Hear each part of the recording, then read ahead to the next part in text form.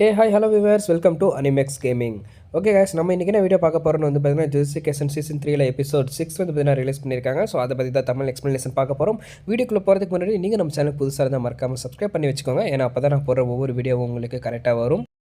So ஸ்டார்டிங்லேயே வந்து பார்த்தீங்கன்னா ஒரு பொண்ணு படுத்து தூங்கிட்டு இருக்கா. டக்குன்னு கண்ணை முழிக்கிறா. அவளுக்கு ஒரு வாய்ஸ் மட்டும் கேட்குது. என்ன அப்படின்னா, இந்த இடத்துல வந்து பார்த்தீங்கன்னா ஒரு மிகப்பெரிய ஒரு கேம் நடக்க போகுது. ஸோ அந்த கேமுக்குள்ளே நிறைய பேர் அடிச்சுட்டு சாக போகிறாங்க.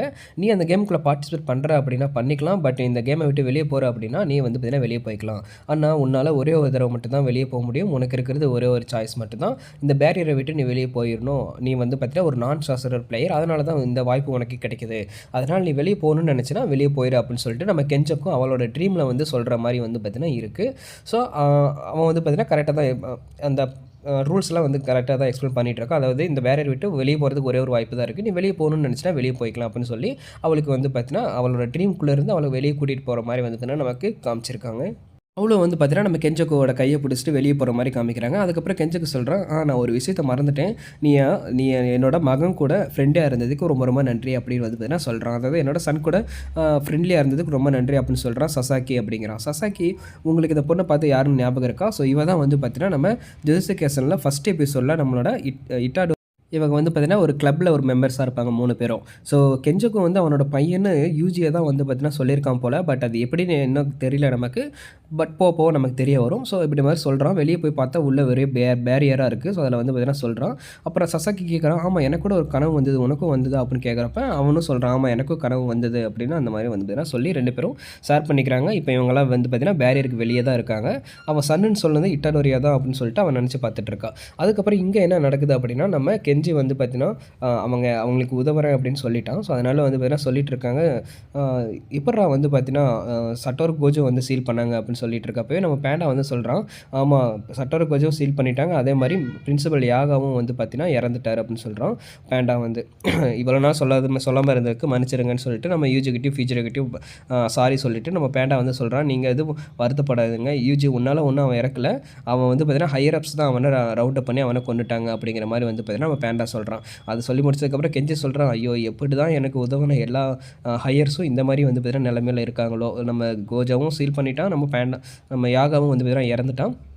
அதனால் நம்ம கெஞ்சி சொல்கிறேன், சரி நான் உங்களுக்கு கூலிங் கேமை வந்து பார்த்தீங்கன்னா க்ளோஸ் பண்ணுறதுக்கு நான் உங்களுக்கு ஹெல்ப் பண்ணுறேன். பட் அந்த கேமை நான் க்ளோஸ் பண்ணி உங்களுக்கு ஹெல்ப் பண்ணி முடிச்சதுக்கப்புறம் நீங்கள் எனக்கும் ஒரு ஹெல்ப் பண்ணணும் அப்படின்னு சொல்லிட்டு அவன் வந்து பார்த்தீங்கன்னா அவனோட கண்டிஷனை வைக்கிறான். அவனோட கண்டிஷன் என்னென்னா, இந்த கேமெல்லாம் முடிஞ்சதுக்கப்புறம் ஜுடிஷியல் கேசன், அதாவது அந்த ஸ்கூலில் வந்து பார்த்தீங்கன்னா ஒரு புது விதமான ரெகுலேஷன்ஸ் வந்து பார்த்தீங்கன்னா கொண்டு வரணும். ரூல்ஸை இருக்கிற ரூல்ஸ் இல்லாமல் வேறு ஒரு ரூல்ஸை கொண்டு வரணும். ஏன்னா இப்போ எல்லா பீப்புள்ஸுக்குமே வந்து பார்த்தீங்கன்னா இந்த மாதிரி ஒரு பவர் இருக்குது. அதாவது கஸ்டி டெக்னிக் அண்ட் ஜுஜுட்சு அப்படிங்கிற ஒரு ஆர்கனைசேஷன் இருக்குது அப்படிங்கிறது தெரிய வந்துருச்சு. ஸோ அதனால் நீங்கள் இந்த மாதிரி சொல்லணும் அப்படின்னு சொல்லிட்டு இருக்கப்போ நம்ம ஃபியூச்சரை சொல்கிறான், ஆமாம் நானும் உனக்கு ஹெல்ப் பண்ணுறேன், நான் தான் இப்போ ஜெனின் கிளானோட லீடராக இருக்கேன் அப்படின்னு சொல்லிட்டு நம்ம ஃபியூச்சரை சொல்கிறான். உடனே இவனுக்கு செம சாக்கு, என்னது இவன் தான் லீடரா? அப்படின்னா இவனை வச்சு நம்ம ஈஸியாக ஏன்னா இவன் 3 பெரிய கிளானில் இவனோட கிளான் தான் இவனோட கிளானில் வந்து பார்த்தீங்கன்னா ஒரு லீடராக இருக்கான். ஸோ இவனை நம்ம மூலிமா ஹெல்ப்பாக வச்சுக்கிட்டு நம்மளோட கோலை வந்து நிறைவேற்றிக்கலாம். அதாவது இவனோட ஃபைட் கிளப் ஆரம்பிக்கிறதா இருக்கட்டும், அதே மாதிரி புது ரூலை ஆட் பண்ணுறதா இருக்கட்டும் நம்ம ஜுஜுட்சு ஹை ஸ்கூலில், இது 2மே நல்லபடியாக நடக்கும் அப்படின்னு சொல்லிட்டு உடனே இவன் வந்து பார்த்தீங்கன்னா நீ என் கூட ஃப்ரெண்டாக இருந்துக்கிறியா அப்படின்னு கேட்குறான். நம்ம ஃபியூச்சரும் சரி அதில் என்ன ப்ராப்ளம், அதெல்லாம் ஒன்றும் இல்லை அப்படின்னு சொல்லிட்டு அவனும் ஓகேன்னு சொல்லிடுறான். சொல்லி முடிச்சதுக்கப்புறம் டக்குன்னு வந்து பார்த்தீங்கன்னா நம்ம யூஜியில் இருந்து பார்த்தீங்கன்னா ஒரு கொகானே வந்து பார்த்தீங்கன்னா வெளியே வருது. வெளியே வந்து அது வந்து பார்த்தீங்கன்னா சொல்லுது, இந்த மாதிரி கேமில் வந்து பார்த்தீங்கன்னா ஒரு புது ரூலை வந்து பார்த்தீங்கன்னா ஆட் பண்ணியிருக்காங்க. இனிமேல் எல்லா பிளேயர்ஸாலையும் மற்ற பிளேயர்ஸோட இன்ஃபர்மேஷனை பார்க்க முடியும் அப்படின்னு சொல்லிட்டு அந்த ஒரு புது ரூலை வந்து பார்த்தீங்கன்னா ஆட் பண்ணுற மாதிரி நம்ம கொகானே வந்து பார்த்தீங்கன்னா சொல்லுது. இதை சொன்னோடனே நம்ம ஃபியூச்சருக்கு ஒரே சாக்கு. ஏன்னா இன்னும் யாருமே கேம்குள்ளே என்ட்ரு ஆகலை. அப்படி இருக்கிறப்ப எப்படி அந்த கொகானே வரும் அப்படின்னு சொல்லிட்டு இருக்கப்ப அந்த கொகானே சொல்லுது, நான் தான் இட்டாடோரி யூஜியோட கொகானே அப்படின்னு. உடனே யூஜி நீ எப்படி கேம்குள்ளே என்ட்ரு ஆன? நம்ம தான் இந்த கேம்குள்ளேயே, அதாவது நம்ம தான் இந்த பேரியருக்குள்ளேயே போகலையே, நம்ம பேரியருக்குள்ளே போனால் தானே கேம் என்ட்ரு ஆக முடியும் அப்படின்னு சொல்லிட்டு இருக்கப்ப தான் நமக்கு ஞாபகத்துக்கு வருது. என்ன அப்படின்னா, நம்ம கெஞ்சோக்கு வந்து பார்த்தீங்கன்னா 1000 வருஷத்துக்கு முன்னாடி ஏகப்பட்ட சாசரஸ் கூட வந்து பார்த்தீங்கன்னா டீலிங் போட்டு வச்சிருக்கான். அதாவது கான்ட்ராக்டும் போட்டு வச்சிருக்கான். அதே மாதிரி சில பேருக்கு கஸ்ட் டெக்னிக், அதாவது கஸ்ட் ஆப்ஜெக்ட்டை கொடுத்தும் கான்ட்ராக்ட் போட்டு வச்சிருக்கான். ஸோ அந்த வகையில் பார்த்தோம்னா 400 வருஷத்துக்கு முன்னாடி வந்து பார்த்தீங்கன்னா நம்ம சுகுணா இருந்திருக்கான். ஸோ சுகுணா கூட வந்து பார்த்தீங்கன்னா கான்ட்ராக்ட் போட்டு வச்சிருக்கான் நம்ம கெஞ்சோக்கு. சுகுணா கூட கான்ட்ராக்ட் பண்ணனால இப்போ நம்ம சுகுணாவோட வெசலாக யார் இருக்கா, நம்ம யூஜி வந்து பார்த்தீங்கன்னா சுகுணாவோட வெசலாக இருக்கான். ஸோ அதனால் வந்து பார்த்தீங்கன்னா சுகுணாவோட நேம் ஆல்ரெடி வந்து பார்த்தீங்கன்னா நம்ம கேமுக்குள்ளே ஆல்ரெடி அஃபிஷியலாக என்ட்ரு ஆயிடுச்சு. ஏன்னா கான்ட்ராக்ட் படி நம்ம சுகுணா வந்து பார்த்தீங்கன்னா அந்த கேம் விளையாடுறதா சொல்லியிருக்கான். ஸோ அதனால் அவங்க உள்ளே போகிறாங்களோ இல்லையோ அவங்க வந்து பார்த்தீங்கன்னா அந்த கேமில் வந்து பார்த்தீங்கன்னா இருந்து தான் ஆகணும். அதனால் அவனோட நேம் ஆல்ரெடி என்ட்ரு ஆயிருக்கு. ஸோ நம்ம சுகுணா கூட கான்ட்ராக்ட் போட்டிருக்கான். கொடுத்துருக்கான் நம்ம கெஞ்சக்கு. ஸோ பட் வந்து பார்த்தீங்கன்னா இதில் என்ன ஒரு விஷயம்னா, மற்றவங்களுக்கு வந்து பார்த்தீங்கன்னா நம்ம கெஞ்சக்கு கஸ்டம் ஆப்ஜெக்ட் கொடுத்து வந்து பார்த்தீங்கன்னா கான்ட்ராக்ட் போட்டிருப்பான்.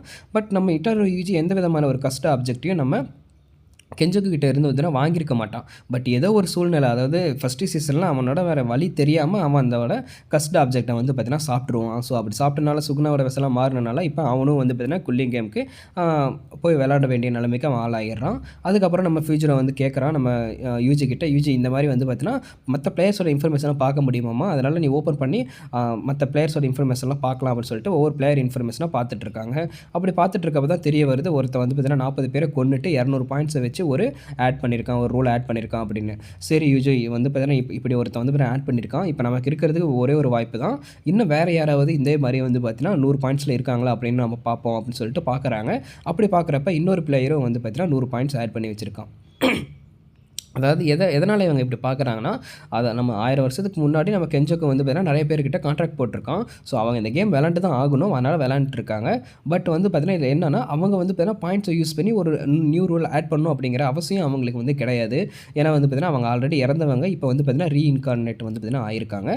ஸோ அதனால் கேம் விளாண்டு தான் ஆகணும். அதனால் வந்து பார்த்தீங்கன்னா அவங்க அந்த பாயிண்ட்ஸை யூஸ் பண்ணாமல் வச்சுருப்பாங்க. ஸோ நம்ம அவங்க கூட ஃபைட் பண்ணி அவங்களோட பாயிண்ட்ஸ் மூலிமா நம்ம வந்து பார்த்தீங்கன்னா அவங்கள இன்னொரு நியூ ரூலை வந்து பார்த்தீங்கன்னா ஆட் பண்ண வைக்க சொல்லலாம். ஸோ அதனால் வேறு யார்கிட்டயாவது 100 பாயிண்ட்ஸ் இருக்கா அப்படின்னு சொல்லி பார்க்கலாம் அப்படின்னு சொல்லிட்டு பார்த்துட்டு இருக்காங்க. 2 பேர்கிட்ட 100 பாயிண்ட்ஸ் இருக்குது. அதாவது ஆல்ரெடி ஒருத்தங்கிட்ட 200 பாயிண்ட்ஸ் இருந்ததில்ல. ஸோ அவன் ஒரு ரூல் ஆட் பண்ணியிருக்கான், அவங்ககிட்ட இன்னொரு 100 பாயிண்ட்ஸ் இருக்குது. அது இல்லாமல் இன்னொரு பிளேயர்கிட்டையும் 100 பாயிண்ட்ஸ் இருக்குது. ஸோ இப்போட நம்மளோட வேலை என்னென்னா, இந்த 2 பிளேயரை கண்டுபிடிச்சி அவங்கள டிஃபீட் பண்ணி அவங்க மூலிமா நம்ம இன்னொரு ரூல் ஆட் பண்ணணும். அது என்ன ரூல்னால், மற்ற பிளேயர்ஸ்கிட்ட இருந்து இன்னொரு பிளேயர்ஸ்க்கு வந்து பார்த்தீங்கன்னா பாயிண்ட்ஸை ட்ரான்ஸ்ஃபர் பண்ணிக்கலாம். சாரி ஃப்ரெண்ட்ஸ், அது வந்து கல்லிங் கேம் ஆகும். ஸோ கல்லிங் கேம் படி வந்து பார்த்தீங்கன்னா நம்ம அதாவது அந்த கேம் ஸ்டார்ட் ஆகி 19 நாளுக்குள்ளே நம்ம பாயிண்ட்ஸில் எந்த விதமான டிஃப்ரென்ஸும் இல்லைன்னா அந்த பிளேயர் ஆட்டோமேட்டிக்காக இறந்துருவாங்க. ஸோ அதனால் இந்த மாதிரி ஒரு புது ரூல் ஆட் பண்ணுறாங்க, மற்ற பிளேயர்ஸ் கிட்ட இருந்து நம்ம பாயிண்ட்ஸை ட்ரான்ஸ்ஃபர் பண்ணிக்கலாம் அப்படின்னு. ஸோ அப்படி இருக்கிறப்ப நம்ம வந்து பார்த்தீங்கன்னா யாரையும் கொல்ல வேணுங்கிற அவசியம் இல்லை. ஆல்ரெடி யார்கிட்டயாவது பாயிண்ட்ஸ் இருந்ததுன்னா நம்ம அவங்க பாயிண்ட்ஸை வந்து பார்த்தீங்கன்னா நமக்கு ஆட் பண்ணிக்கலாம். அதுக்கப்புறம் இன்னொரு ரூல் ஆட் பண்ணணும். அந்த ரூல் என்னென்னா, அவங்களோட பாயிண்ட்ஸை வச்சு அவங்க இந்த கேமை விட்டு வெளியே போய்க்கலாம் அப்படிங்கிற இன்னொரு ரூலையும் நம்ம ஆட் பண்ணிக்கலாம் அப்படின்னு சொல்கிறப்ப நம்ம கெஞ்சி சொல்கிறான், இந்த ரூலை நீ ஆட் பண்ணினா கேமை வந்து பார்த்தீங்கன்னா பாதிக்குமே, அவங்க வெளியே போயிட்டாங்கன்னா அவங்க எப்படி கேம் விளாடுவாங்க, ஸோ கேமை பாதிக்கிற மாதிரி எந்த விதமான ரூல் ஆட் பண்ணக்கூடாது தானே அப்படின்னு கேட்குறப்ப நம்ம ஃபியூச்சரை சொல்கிறோம், அதுவும் கரெக்டாக தான், ஆட் பண்ணக்கூடாது தான். பட் நம்ம இதுக்கு பதிலாக நம்ம வேறு ஒரு நான் சாசரரை வந்து பார்த்தீங்கன்னா இந்த கேமுக்குள்ளே நம்ம கொண்டு வந்துக்கலாம். அதாவது அவங்கள வந்து ரீப்ளேஸாக கொடுத்துட்டு யார் வெளியே போகணும்னு நினைக்கிறாங்களோ அவங்க வெளியே போய்க்கலாம் அப்படிங்கிற மாதிரி நம்ம ஃபியூச்சரை சொல்கிறோம். ஸோ இது எப்படி நடக்க போகுதுன்னு தெரியல, அதை நம்ம அப்புறம் பார்ப்போம். இப்போ இவங்களோட முக்கியமான கோல் இல்லைனா ஆஞ்சல் வந்து பார்த்தீங்கன்னா கண்டுபிடிக்கணும். ஆஞ்சல் யாரான்னு கேட்டிங்கன்னா, அவகிட்ட இருக்க அந்த கஸ்ட் டெக்னிக்கை வச்சு மட்டும் தான் கோஜோவோட சீலை வந்து பார்த்தீங்கன்னா உடைக்க முடியும். ஸோ அவளை கண்டுபிடிக்கணும். அதுக்கப்புறம் வந்து பார்த்தீங்கன்னா 2 பிளேயர்ஸை கண்டுபிடிக்கணும். ஹஜிமே காசிமோ அப்படிங்கிற ஒரு பிளேயரையும் ஹிரோமி ஹிகுரமா அப்படிங்கிற ஒரு பிளேயரையும் கண்டுபிடிக்கணும். ஏன்னா இவங்க கிட்ட தான் வந்து பார்த்தீங்கன்னா எக்ஸ்ட்ரா 100 பாயிண்ட்ஸ் வந்து பார்த்தீங்கன்னா இருக்குது. ஸோ அவங்களை டிஃபீட் பண்ணி அவங்களோட பாயிண்ட்ஸ் மூலமாக அவங்க இன்னொரு ரூலை வந்து பார்த்தீங்கன்னா ஆட் பண்ணணும். அதுதான் வந்து பார்த்தீங்கன்னா இப்போ பார்த்துட்டு இருக்காங்க. ஸோ அதுதான் இவங்களோட கோலாக இருக்குது. இதுக்கப்புறமேட்டு வந்து பார்த்தீங்கன்னா நம்ம கெஞ்சி அவனோட பிளானை எக்ஸ்பிளைன் பண்ணுறோம். என்ன அப்படின்னா, நம்ம கெஞ்சியும் பேண்டாவும் வந்து பார்த்தீங்கன்னா நம்ம ஹிருமா அப்படிங்கிறவனை வந்து பார்த்தீங்கன்னா டிஃபீட் பண்ணலான்னு போகிறாங்க. ஏன்னா அவனுக்கு ஆல்ரெடி வந்து பார்த்தீங்கன்னா 200 பாயிண்ட் இருக்கனால அவன் ரொம்ப ஸ்ட்ராங்காக இருக்க வாய்ப்பு இருக்குது. அதனால் அவனை நான் பார்த்துக்கிறேன். ஃபியூச்சரோவும் நம்ம யூஜியும் வந்து பார்த்தீங்கன்னா இன்னொரு பிளேயரை வந்து பார்த்தீங்கன்னா போய் கண்டுபிடிங்க. மீன்வைல் பேண்டா வந்து என் கூட வரான். ஸோ பேண்டா வந்து ஆஞ்சல் அப்படிங்கிற அவளை வந்து பார்த்தீங்கன்னா கண்டுபிடிப்பான் அப்படின்னு சொல்லிட்டு இருக்கப்ப உடனே கிராரா நான் என்ன பண்ணுவேன் அப்படின்னு கேட்குறப்ப, கிராரா நீ வந்து பேரியருக்கு வெளியவே வந்து பார்த்தீங்கன்னா இரு. ஏன் அப்படின்னா நம்ம பேரியருக்குள்ளே போயிட்டோன்னா நம்மளால் மொபைல் ஃபோன்ஸோ அல்லது நம்ம வேறு எந்த விதமான டெக்னாலஜி நம்மளால் யூஸ் பண்ணிக்க முடியாது. அதனால தான் ஒக்கோட்ஸும் நம்மளை இன்னமும் காண்டாக்ட் பண்ணாமல் இருக்கான். ஸோ பேரியருக்குள்ளே போனால் நம்மளோட மொபைல்ஸ் எதுவும் ஒர்க் ஆகாது. அதனால் ஒரு பர்சன் நம்ம பேரியருக்கு வெளியே இருக்கணும். அதனால் கிராரா நீ பேரியருக்கு வெளியே இரு அப்படின்னு சொல்லிட்டு இந்த மாதிரி அவன் ஸ்கெட்ச் பண்ணிவிட்டு அவங்க வந்து பார்த்தீங்கன்னா அந்தந்த பேரியருக்குள்ளே போக ரெடி ஆகுறாங்க. டக்குன்னு யூஜி வந்து சொல்கிறான், ஐயோ நானும் ஃபியூச்சராகவும் போயிட்டோம்னா டக்குன்னு சுகுணா எனக்குள்ளே வந்துட்டானா ஃபியூச்சராவை யார் காப்பாற்றுவா அப்படின்னு சொல்லிட்டு இருப்பா. ஃபியூச்சரோ இன்னைக்கு கொஞ்சம் வாயை மூடு, அதெல்லாம் ஒன்றும் நடக்காது, நான் உன் கூடயே வரேன், அதெல்லாம் ஒன்றும் நடக்காது அப்படிங்கிற மாதிரி நம்ம ஃபியூச்சராகவும் சொல்கிறான். ஸோ அதை அவங்க 2 பேரும் பேசிக்கிறாங்க. நான் தானே சீனியாரிட்டி, நான் சொல்கிறேன் நீ முதல்ல கேள்றா அப்படின்னு சொல்லிட்டு அதுக்கப்புறம் அவங்க 2 பேரும் வந்து பார்த்தீங்கன்னா பேரியருக்குள்ளே போகிறாங்க. பேரியருக்குள்ளே போனதுக்கப்புறம் கோகானே வந்து பார்த்தீங்கன்னா சாரி ஃப்ரெண்ட்ஸ் கோகானே வந்து பார்த்தீங்கன்னா கேட்க ஆரம்பிக்குது, நீங்கள் இந்த கேமுக்குள்ளே இந்த பேரியருக்குள்ளே போயிட்டீங்க அப்படின்னா கேமுக்குள்ளே விளையாட போகிறீங்கன்னு அர்த்தம். ஸோ கேமுக்குள்ளே உள்ளே போயிட்டிங்கன்னா உங்களால் வெளியே வர முடியாது, நீங்கள் இந்த கேமுக்குள்ளே போக ரெடி அப்படின்னு கொகானே சொல்லுது. உடனே எல்லோரும் ரெடின்னு சொல்கிறாங்க. சொன்னதுக்கப்புறம் இந்த இடத்துல எவனோ ஒருத்தர் யாருமோ சொல்கிறான், இன்னும் யாருமே வரல, யாராவது வந்தாங்கன்னா நான் உங்களுக்கு இன்ஃபார்ம் பண்ணுறேன், யாராவது வந்தால் தானே நான் உங்களுக்கு சொல்ல முடியும் அப்படின்னு யார்கிட்ட சொல்லிட்டு இருக்கான்.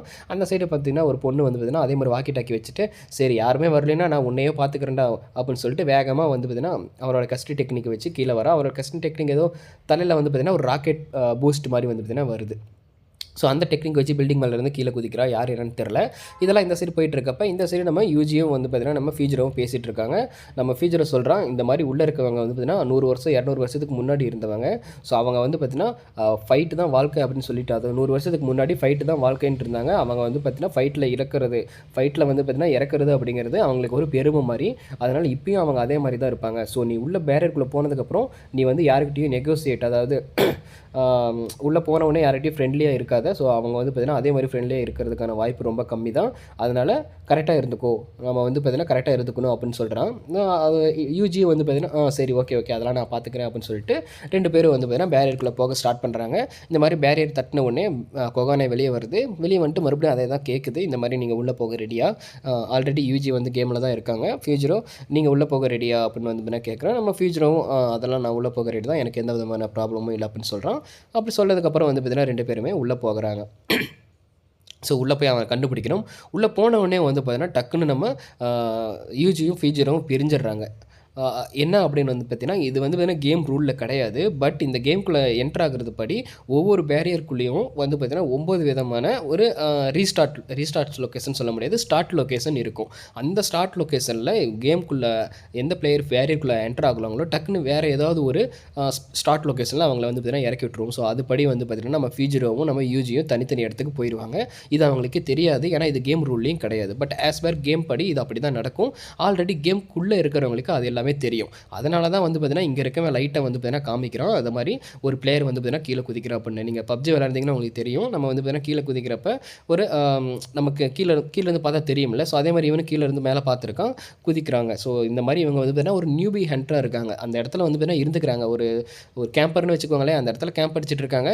புது பிளேயருக்கு வந்து பார்த்தீங்கன்னா என்ன நடக்குதுன்னே தெரியாது. அவன் மேலே இருந்து ஐயோ என்னடா தனியாக வந்துட்டு இருக்கோம், இங்கே இருந்து பறந்துட்டு வந்துட்டு இருக்கோம் அப்படின்னு சொல்லிட்டு இருக்கப்பவே அவங்கள வந்து அட்டாக் பண்ணி அவங்களை கொண்டு அவங்களோட பாயிண்ட்ஸை எடுத்துக்கலாம். ஸோ அந்த மாதிரி இவங்க வந்து பார்த்தீங்கன்னா டப்புன்னு நம்ம யூஜி மேலேருந்து வரப்போ அவனுக்கு ஒன்றுமே புரியல என்ன நடக்குதுன்னு. இவன் வந்து பார்த்தீங்கன்னா உடனே அட்டாக் பண்ண ஆரம்பிக்கிறான். பட் இவன் அட்டாக் பண்ணாலும் நம்ம யூஜி ரொம்ப ஸ்ட்ராங்காக இருக்கனால, பார்ட்னர் இவன் ரொம்ப ஸ்ட்ராங்காக இருக்கான், இவனை நீ பார்த்துக்கோ அப்படின்னு வந்து பார்த்தீங்கன்னா அவன் சொல்ல, உடனே அவனும் என்னோட ஆளோட நீ ரொம்ப ஸ்ட்ராங்காக, சரி நீ எவ்வளோ ஸ்ட்ராங்னு பார்க்கலாம் அப்படின்னு சொல்லிட்டு நம்ம யூஜி கூட ஃபைட் பண்ண ஆரம்பிக்கிறான். இந்த சைடு நம்ம ஃபியூச்சரும் ஆல்ரெடி வந்து பார்த்தீங்கன்னா அதே மாதிரி தான் இவனும் மாட்டியிருக்கான். பட் இவன் ஆல்ரெடி ஒரு பொண்ணை வந்து பார்த்தீங்கன்னா அடிச்சிட்டான். அந்த பொண்ணு வந்து ஐயோ ரொம்ப வலிக்குது, நீ என்ன ஒரு பொண்ணை இப்படி தான் அடிக்கிறது அப்படின்னு சொல்லிட்டு அவங்ககிட்ட கேட்குறான். அதுக்கப்புறம் நியூ வருது. நியூ கிட்ட வந்து பார்த்தீங்கன்னா நம்ம ஃபியூச்சரை சொல்லி வச்சிருக்கான், இந்த மாதிரி யூஜி எங்கேயாவது இருந்தால் கண்டுபிடி அப்படின்ட்டு. அந்த காலனி வந்து சிபுயாவோட ரொம்ப பெருசாக இருக்கிறனால நம்ம நியூவாலேயும் வந்து பார்த்தீங்கன்னா யூஜியை கண்டுபிடிக்க முடியல. ஸோ அதனால் வந்து பார்த்தீங்கன்னா யூஜி வந்து பார்த்தீங்கன்னா கண்டுபிடிக்க முடியலன்னு சொல்லுது. சரி அது போகட்டும் அப்படின்னு சொல்லிட்டு நம்ம ஃபியூச்சரும் உனக்கு வந்து ஹிகுருமா அப்படிங்கிறவனை தெரியுமா அப்படின்னு சொல்லி கேட்குறான் அந்த பொண்ணுக்கிட்ட. அந்த பொண்ணு சொல்கிறா, அடிக்கிறதெல்லாம் அடிச்சு போட்டு கேட்குறது கேட்பியா நீ அப்படின்னு சொல்கிறப்ப முதல்ல ஆன்சர் சொல்லு அப்படின்னு சொல்கிறான். தெரியுமே, அவன் தானே அந்த 100 பாயிண்ட் வச்சுருக்க ஆள், எனக்கு தெரியும் அவனை. ஆனால் நான் வந்து பார்த்தீங்கன்னா சொல்கிறேன், பட் நீ எதுக்காக கேட்குறேன்னு எனக்கு தெரியும், நான் சொல்லணும் அப்படின்னா நீ எனக்கு ஒன்று பண்ணணும் அப்படின்னு சொல்லிட்டு அவகிட்ட ஏதோ கண்டிஷன் போட்டுட்ருக்கா.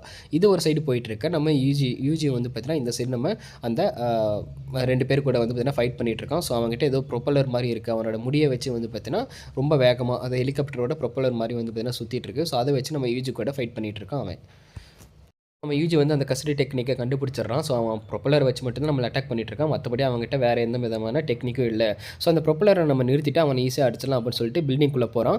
பில்டிங்குள்ளே போனதுக்கப்புறம் அவன் ப்ரொப்பலர் வச்சுட்டு வேகமாக வந்துட்டு இருக்கான். டக்குன்னு நம்ம யூஜி வந்து பார்த்தீங்கன்னா ப்ரொப்பலரோட நடுவுலேயே வந்து ஒரு ஹெவி கிக் வந்து பார்த்தீங்கன்னா ஒன்று விடுறான். ஏன்னா அந்த ப்ரொப்பலர் உடஞ்சிருச்சுன்னா அவனோட கஸ்டடி டெக்னிக் வந்து பார்த்தீங்கன்னா போயிடும். ஸோ அதனால் அந்த ப்ரொப்பலரை வந்து பார்த்தீங்கன்னா ஓங்கி ஒரு அடிக்கிறான். அடித்த உடனே வந்து பார்த்தீங்கன்னா அந்த கஸ்டடி டெக்னிக்கும் வந்து பார்த்தீங்கன்னா நின்றுது. இந்த மாதிரி வந்து பார்த்தீங்கன்னா நிலக்குலைஞ்சி நின்றதுக்கப்புறம் டக்குன்னு எட்டி அவனோட பால்ஸ்லேயே ஒரு உதச்சிட்றான். ஸோ பால்ஸில் உதைக்கணும் அப்படிங்கிற அவசியமே தேவையில்லை. டப்புன்னு உதச்சோடனே அவன் வந்து பார்த்தீங்கன்னா நாக் அவுட் ஆயிடுறான். நாக் அவுட் ஆனதுக்கப்புறம் நம்ம யூஜி வந்து அவங்ககிட்ட கேட்குறான், இந்த மாதிரி ஹிருகாமா எங்கே இருக்கான் அப்படின்ட்டு. அதாவது அந்த 100 பாயிண்ட் இருக்குது, அந்த பிளேயர் எங்கே இருக்கான் அப்படின்ட்டு கேட்குறான் இவங்ககிட்ட. ஏன்னா இவன் ஆல்ரெடி நாக் அவுட் ஆகிட்டான். நம்ம ஃபியூச்சரும் இந்த பொண்ணுக்கிட்ட கேட்குறப்ப இந்த பொண்ணு சொல்லுது, நீ என்னோட நைட்டாக இருக்கணும் அப்படின்ட்டு. நைட்னா அவனோட சோல்ஜராக இருக்கணும் அப்படின்னு வச்சுக்கோங்களேன். ஸோ பாதுகாவலன் அந்த மாதிரி அதை வச்சுக்கோங்க. அந்த மாதிரி இருப்பியா அப்படின்னு கேட்குறப்ப அவன் யோசிக்காமல் டக்குன்னு ஃபியூச்சரும் சரி அதெல்லாம் நான் இருக்கேன் அப்படின்னு வந்து யோசிக்காமல் சொல்லிடுறான். என்ன அதுக்குள்ளே சொல்லிட்டேன், நீ ஒன்றும் கலைக்கெல்லாம் ஒன்றும் இல்லையே அப்படின்னு சொல்கிறப்ப அதெல்லாம் ஒன்றும் இல்லை, சரி நீ இப்போ அவன் எங்கே இருக்கான்னு காமி அப்படின்னு சொல்லிட்டு கேட்குறான். சரி வா நான் உன்னை கூட்டு போகிறேன் அப்படின்னு சொல்லிட்டு அந்த பொண்ணு கூட்டிகிட்டு போகிறான். இந்த சைடு வந்து பார்த்தீங்கன்னா நம்ம டப்புன்னு வந்து பார்த்தீங்கன்னா கூட்டு போகிறப்ப சொல்கிறான், இவன் நீ என்னை ஏமாத்தணும்னு நினச்சேன், நான் என்ன பண்ணுவேன்னு எனக்கு தெரியாது அப்படின்னு சொல்லிட்டு அவன் மனசுக்குள்ளேயே அவன் நினச்சிக்கிறான், நான் ஒன்றும் யூஜி மாதிரி கிடையாது, டக்குன்னு நான் 100 பாயிண்ட்ஸ் எடுத்து என்னோட சிஸ்டரை சிஸ்டரை காப்பாற்றணும். ஸோ அதுக்காக நான் என்ன வேணால் பண்ணுவேன். சப்போஸ் என்னால் அந்த அந்த புது ரூல் ஆட் பண்ண முடியல அப்படின்னா நான் ஒரு 100 பாயிண்ட்ஸ் ஏர்ன் பண்ணி நான் எப்படியாவது என் தங்கச்சியை காப்பாற்றணும், அதுதான் என்னோட முதல் குறிக்கோள் அப்படிங்கிற மாதிரி அவனுக்குள்ளேயே அவன் வந்து பார்த்தீங்கன்னா நினச்சிக்கிறான். இன்னொரு சைடு நம்ம நம்ம யூஜி வந்து பார்த்தீங்கன்னா இங்கே இருக்கான். யூஜி கிட்ட வந்து பார்த்தீங்கன்னா இந்த மாதிரி நான் தான் நிசானியா டைகர், உனக்கு என்னை தெரியுமா அப்படின்னு கேட்குறான். இல்லையே எனக்கு தெரியாதே, ஓ நீ என்னோட ஊரில் இருந்து தானே வர அப்படின்னு வந்து பார்த்தீங்கன்னா நம்ம இட்டாலோரியும் சொல்கிறான். ஆமாம்மா எனக்கு உன்னை தெரியும், ஆனால் உனக்கு தான் என்ன தெரியாது அப்படின்னு சொல்லியதுக்கப்புறம் 2 பேரும் வந்து பார்த்தீங்கன்னா அவங்கள 2 பேரையும் கூப்பிட்டு போகிறாங்க. அதாவது இட்டாலோரியும் அவங்ககிட்ட வந்து பார்த்தீங்கன்னா கேட்டிருக்கான் இந்த மாதிரி ஹீரோகுமா எங்கே இருக்கான் அப்படின்ட்டு. அதனால் அவனும் கூட்டிகிட்டு போகிறான், இவளும் வந்து பார்த்தீங்கன்னா கூட்டிகிட்டு போகிறான். இந்த பேரியர் ரொம்ப பெருசு. ஸோ கிட்டத்தட்ட இந்த பேரியர் ஸ்டார்ட் ஆகி 12 நாள் ஆயிடுச்சு. இதுக்குள்ளே இருக்க சாசரஸ் யாராலையும் வெளியே போக முடியாது. அவங்க வந்து பார்த்தீங்கன்னா பாயிண்ட்ஸ் எடுத்து தான் ஆகணும். அதனால் எங்களுக்கு வேறு வழி தெரியல. அதனால தான் நாங்கள் இப்படி வந்து பார்த்தீங்கன்னா நியூபீஸ்லாம் அட்டாக் பண்ணிகிட்ருக்கோம். ஏன்னா பேரியருக்குள்ளே ஏகப்பட்ட பவர்ஃபுல்லான சாசரஸும் நிறைய பேர் இருக்காங்க. ஸோ ஒன்று நாங்கள் வந்து பார்த்தீங்கன்னா மற்ற சாஸ்திரத்தை கொல்லணும், இல்லைன்னா நாங்கள் அவங்கக்கிட்ட சாகணும். இதை தவிர எங்களுக்கு வேறு வழியே இல்லை அப்படின்னு வந்து பார்த்தீங்கன்னா 2 பேரும் சொல்லிட்டு இருக்காங்க. சொல்லிவிட்டு 2 பேரும் வந்து பார்த்தீங்கன்னா அவங்க 2 பேர்த்தையும் வேறு எங்கேயோ கூட்டிகிட்டு போயிட்டுருக்காங்க போல். இதை ஒரு ட்ராப் மாதிரி வச்சு கூட்டிகிட்டு போகிறாங்க அப்படிங்கிற மாதிரி 2 பேருக்குமே டவுட் வருது. ஏன்னா வந்து பார்த்தீங்கன்னா 2 பேருமே வந்து பார்த்தீங்கன்னா நம்பக்கூடிய ஆளுங்க மாதிரி தெரியல. ஸோ அதனால் 2 பேருமே போகிறாங்க. நான் எங்கே இருக்குன்னு தெரியும், நீ வா நான் கூட்டிகிட்டு போகிறேன் அப்படின்னு 2 பேருமே சொல்கிறாங்க. அதுக்கப்புறமேட்டு தான் வந்து பார்த்தீங்கன்னா நம்ம யூஜியும் வந்து பார்த்தீங்கன்னா அவங்ககிட்ட மறுபடியும் கேட்குறான். அம்மா நீ என்னை எங்கே கூட்டிகிட்டு போகிற, ஹிகுருமா உனக்கு எங்கே இருக்கான்னு தெரியுமா தெரியாதா அப்படின்னு கேட்டுட்ருக்கப்போ தான் அவன் வந்து பார்த்தீங்கன்னா சொல்கிறாங்க. 2 பேருமே எங்களுக்கு தெரியும் அப்படின்னு சொல்லிட்டு ஸ்ப்ளிட் ஸ்க்ரீன் மாதிரி காமிக்கிறாங்க நமக்கு. அதில் 2 பேருமே வேறு ஒரு இடத்து பேர் வந்து பார்த்தீங்கன்னா சொல்கிறாங்க ஹிரோகுமா எங்கே இருக்கா அப்படின்ட்டு. ஒருத்தன் வந்து இக்கிபூருக்கு அப்படிங்கிற ஒரு இடத்துல இருக்கான் அப்படிங்கிற மாதிரி சொல்கிறாங்க. இன்னொருத்தையும் வந்து பார்த்தீங்கன்னா இவன் ஷிஞ்சுக்கு இருக்கான் அப்படின்னு சொல்லிட்டு 2 பேரும் வேறு டிஃப்ரெண்ட்டான இடத்த 2 பேருக்குமே சொல்கிறாங்க. நம்ம ஃபியூச்சருக்கும் நம்ம இட்டாலோரிக்கும் வேறு இடத்த வந்து பார்த்தீங்கன்னா சொல்கிறாங்க. ஸோ இவங்க 2 பேரும் என்ன பிளான் பண்ணி வச்சுருக்காங்கன்னு தெரியல. ஏன்னா உள்ளே இருக்கிறவங்களுக்கு வேறு வழி கிடையாது. அவங்க வந்து பார்த்தீங்கன்னா ஆல்ரெடி 12 டேஸ் இருக்காங்க. அதனால் அவங்க பாயிண்ட்ஸில் எந்த விதமான மாற்றமும் வரல அப்படின்னா அவங்க இறந்துருவாங்க. ஸோ அவங்க மேபி ஒரு ட்ராப் மாதிரி செட் பண்ணி இவங்க 2 பேரையும் கொல்றதுக்கு கூட கூட்டிகிட்டு போகலான்னு நினைக்கிறேன். அது அடுத்த எபிசோடில் தான் நமக்கு தெரிய வரும். ஸோ இதோட இந்த எபிசோட் முடியுது. என்னால் முடிஞ்ச அளவுக்கு எல்லாமே கரெக்டாக எக்ஸ்பிளைன் பண்ணியிருக்கேன். எக்ஸ்ப்ளனேஷனில் ஏதாவது தப்பு இருந்தால் மறக்காமல் கீழே கமெண்ட் பண்ணுங்கள். அதை மற்றவங்க பார்த்து தெரிஞ்சுக்கிட்டும். அண்டு வேறு ஏதாவது எப்படி எக்ஸ்பிளைன் பண்ணலாம் அப்படின்னு உங்களுக்கு ஏதாவது டிப்ஸ் இருந்ததுன்னா மறக்காமல் கீழே கமெண்ட் பண்ணுங்கள். நான் என்னோட அடுத்த வீடியோவிலிருந்து நான் அதை கரெக்ட் பண்ணிக்கிறேன். அண்ட் வீடியோ பிடிச்சிருந்ததுன்னா மறக்காமல் லைக் பண்ணுங்கள். நான் ஆல்ரெடி சொன்ன மாதிரி நீங்கள் லைக் பண்ணால் தான் மற்ற வியூவர்ஸுக்கும் வந்து பார்த்தீங்கன்னா இது ரெக்கமெண்டேஷனாக போகும். நமக்கும் வந்து பார்த்தீங்கன்னா நம்ம சேனல் க்ரோ வரதுக்கு